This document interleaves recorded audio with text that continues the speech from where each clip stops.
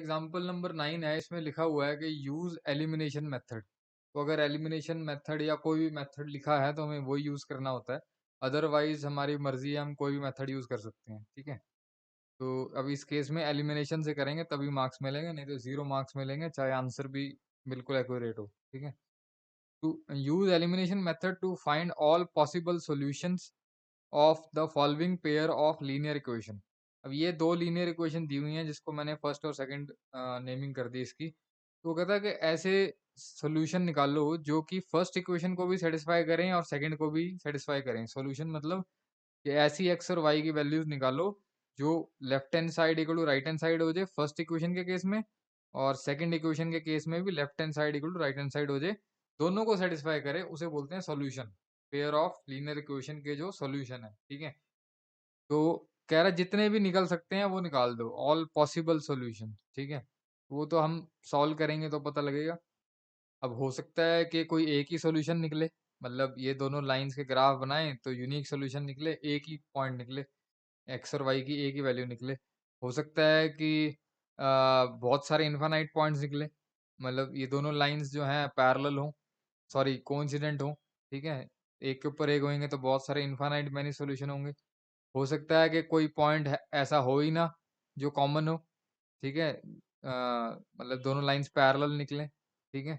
वैसे तो देख के पता लग रहा है कि अगर ऊपर वाली इक्वेशन को मैं 2 से मल्टीप्लाई करता हूँ, सिर्फ लेफ्ट हैंड साइड को, तो ये आ रहा है, और यहाँ पे 16 आ रहा है, 8 टू द 16, यहाँ पे 7 है। तो ये वाला केस जो होता है पैरेलल इक्वेशंस का होता है, ठीक है? अगर मान लो यहाँ पे होता अ, जैसे सपोज़ सपोज़ मतलब कि अगर मैं इसको 2 से मल्टीप्लाई कर रहा हूँ और यहाँ पे भी कुछ है, मैं जैसे यहाँ पे 8 लिख देता हूँ, और यहाँ पे मतलब इक्वेशन थी 2x plus 3y is equal to 4 और 4x plus 6y is equal to 8, ऐसा है मान लो इक्वेशन। तो अगर मैं ऊपर वाली को 2 से मल्टीप्लाई करूँ तो क्या बन जाएगी वो, 4x plus 6y is equal to 8। तो दूसरी वाली सेम बन गई, सेकंड वाले के साथ सेम होगी वो तो, है ना? 4 टू द 8 हो गया। तो इस केस में ये इनफाइनाइट मेनी सॉल्यूशंस बनेंगी, मतलब ये दोनों लाइंस कोइंसिडेंट होती हैं। लेकिन अगर किसी नंबर को मल्टीप्लाई करने से सिर्फ लेफ्ट हैंड साइड इक्वल आए, राइट साइड ना आए, क्योंकि मैं अगर पहली को 2 से मल्टीप्लाई करता हूँ तो क्या बनेगा, 4x plus 6y is equal to 16, और सेकेंड है 4x plus 6y is equal to 7।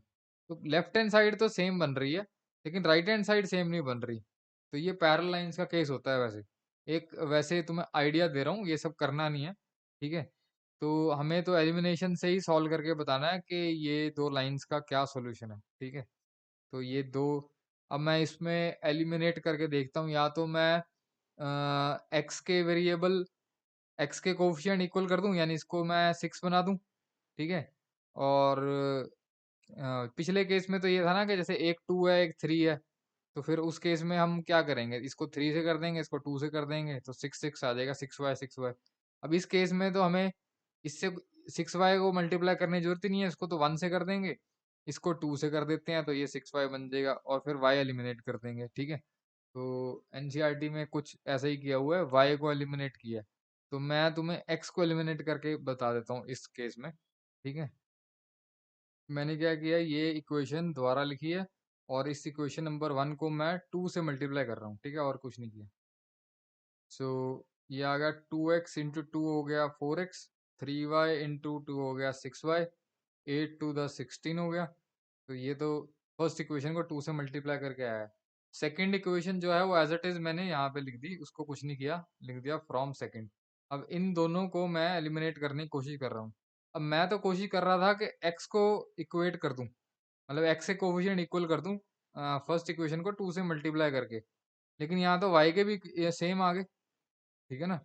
मैं तो x को एलिमिनेट करने की कोशिश कर रहा था, यहाँ तो y भी हो जाएगा साथ के साथ।